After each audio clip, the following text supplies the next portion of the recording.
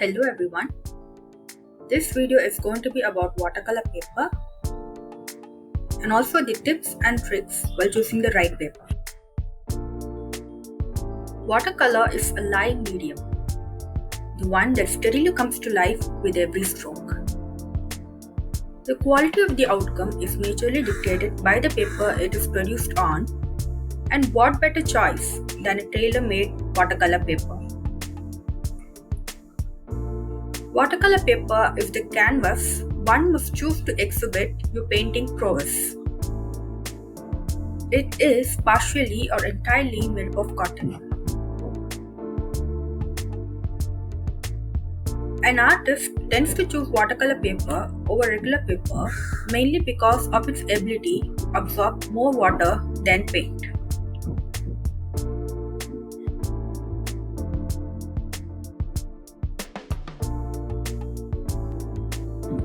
The basic difference between a printer paper, regular drawing paper, and watercolor paper is their weight in GSM. There are several reputed brands of watercolor paper that one can expect to choose from their local art store. To ensure you pick out the best, there are a number of parameters you must take into consideration. Typically, watercolor paper comprises of organic extracts like wood pulp or cotton.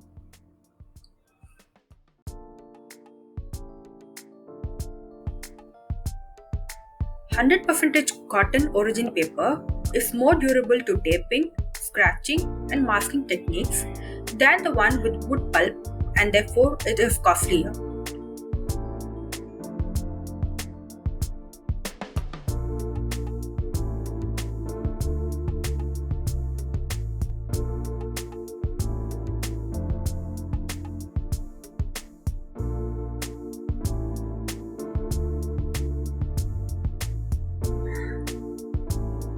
Mold-made and machine-made watercolor papers generally come in 3 different textures. While browsing for the watercolor paper, you may have come across the terms like hot pressed and cold pressed. This refers to the paper's surface texture. These terms are reference to the process of manufacturing of the watercolor paper. Let's see about cold pressed watercolor paper or CP. Cellulose pulp is rolled through metallic rollers at a very low temperature. It has a slightly textured surface. It is faster absorbent than hot press. Therefore, one must not hover with the brush over it for so long.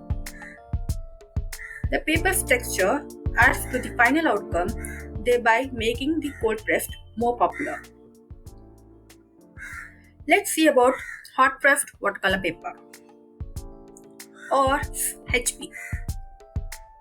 Cellulose is pressed at high temperatures and high pressure, giving it a very smooth finish. It is slow absorbent when compared to cold pressed, and hence it allows a longer play of color. It also makes corrections easier.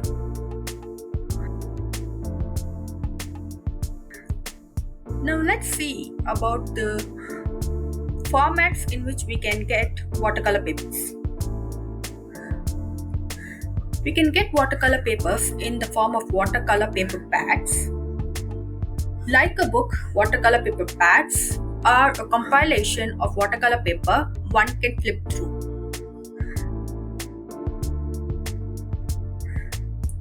The next one is watercolor paper blocks. As the name suggests, it is a stack of paper pasted to each other from the edges. One may use a paint knife to separate it. The next one is watercolor paper sheets or rolls. Let's see about the imperfections from our past. Unlike the fine cut of machine-made or mold-made watercolor paper, a handmade watercolor paper has 4 natural, uneven, or deckled edges.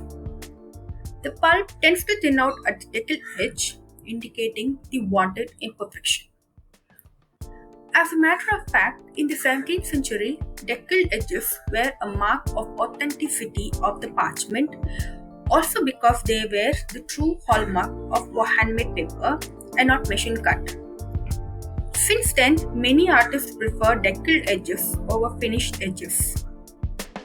Today, one can get deckled edges by sandblasting, sawing, or simply tearing. Now, let's see how we can get handmade deckled edged paper in less than 2 weeks. There are two methods. One method is by just dabbing the edges of the paper with wet paintbrush and placing a thin wooden block or a roller on the damp edge and just tear the paper gently. This is the wet method.